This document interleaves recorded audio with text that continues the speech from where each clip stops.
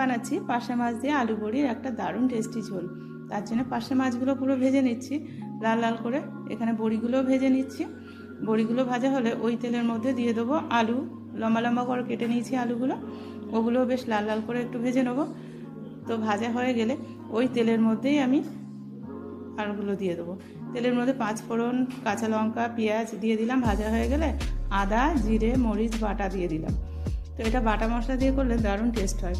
তার মধ্যে আর একটু জলও অ্যাড করে দিলাম, দিয়ে ভালো করে ওটা কষে নিলাম। নিয়ে ভাজা যে আলুটা ছিল সেটা দিয়ে দেবো, দিয়ে ভালো করে আবারও কষে নেবো। কষে নিয়ে 5-7 মিনিট ধরে কষে নেবো। নুন হলুদ দিয়ে দিলাম, নিয়ে ভালো করে কষে এবার জল দিয়ে দেবো। জলটা ফুটে উঠলে বড়িগুলো দিয়ে দেবো। বড়িটা আর আলুটা সিদ্ধ করতে দেবো। ওটা একটু সিদ্ধ হয়ে গেলে মাছটা দিয়ে দেবো। মাছটা কিন্তু আগে থাকতে দিলে ঘেটে যেতে পারে। পার্শে মাছ খুবই নরম, ভালো লাগলে কিন্তু অবশ্যই